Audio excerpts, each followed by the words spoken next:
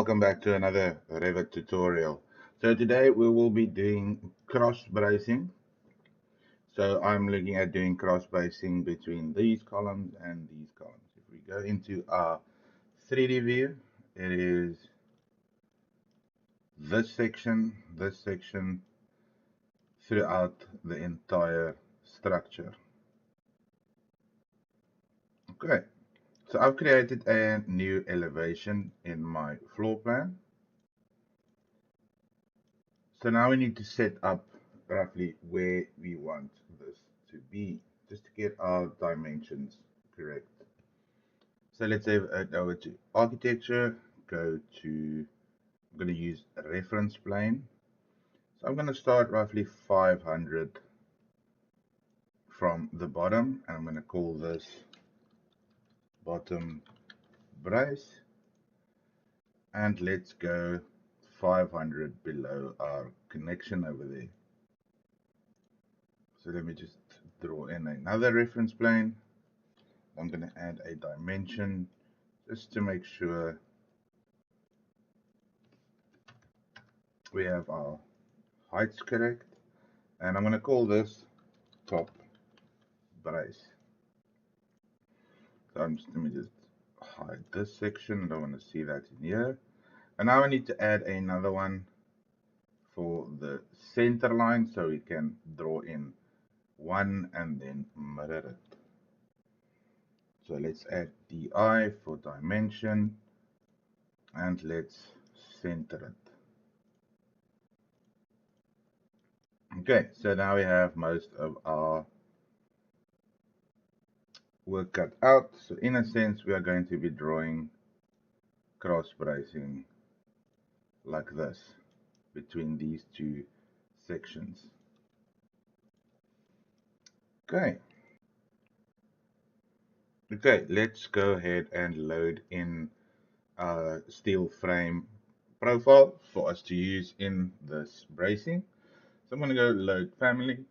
My families are already in my steel framing section. So I am going to import an L angle. So let's see what we have here. It's not going to be a big one. For this example, let's go with a 51 by 51.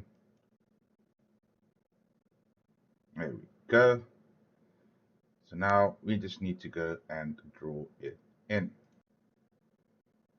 Okay, so now that we've loaded in our angle iron, now we need to go and draw it in on floor plan. So I'm going to go structure, beam. I'm going to make sure my angle iron is selected. And I'm going to draw this in where I want it to be. So now, if we remember, our start level needs to be 500. So now I'm going to go to that elevation. And as you can see, there it is now on that line.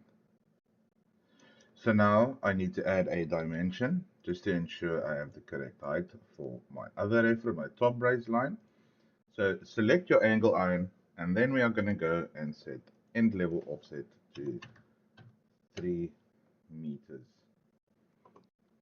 There we go.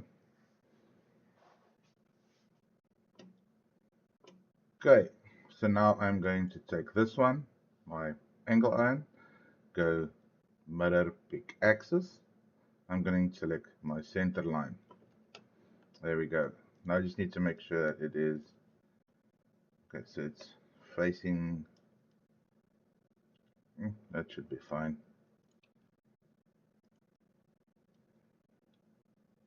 Okay, so now in 3D mode, we can go and go steel connection.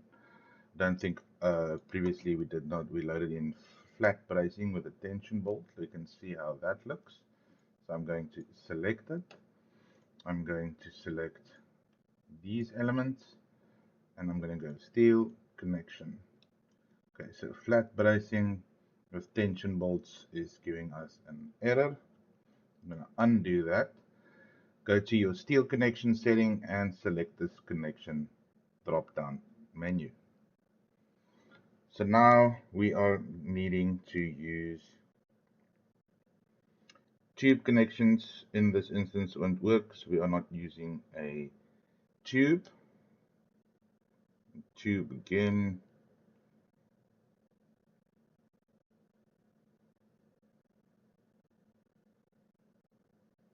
So we can try and use a gusset plate at one diagonal. I'm going to add that in, go OK. I'm going to select my elements. First we need to set our connection. Select your elements, steel connection.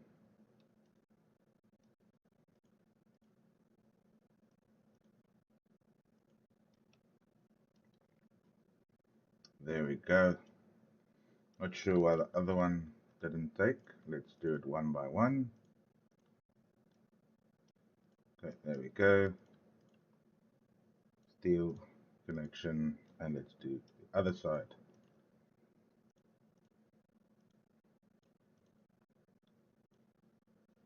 Steel connection. Okay, that worked out. And there we have our cross braces. So this looks weird in practice, in Revit, but in reality, there will be a little notched section out of either one of these cross braces, and they will be put together. Okay, so there we have our first section of cross bracing. So now I'm going to copy these. Copy, click on my grid line so I know it stays centered, move it over. There we go. Go back to 3D view.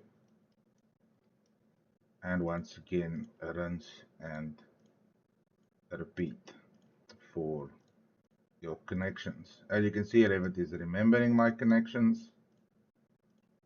So we can just go ahead and select your cross bracing. There we go. So there we have our cross braces.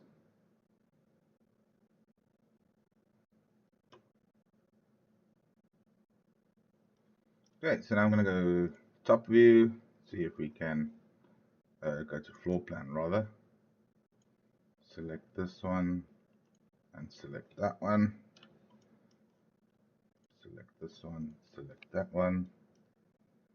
Copy, select my grid line, and I am going to move them over. So now we have our cross bracing, and then once again select the elements,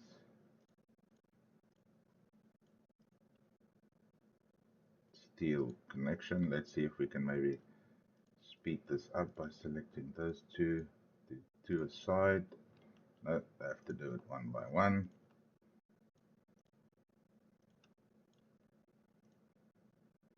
Okay, there's no shortcut key for steel connection. Okay, connect. Okay, so in the next video we will be doing our purlins on top so that we can get an idea of how our gutters is going to sit in between our roof sheeting.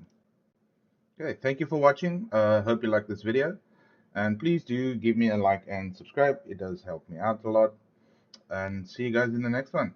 Cheers.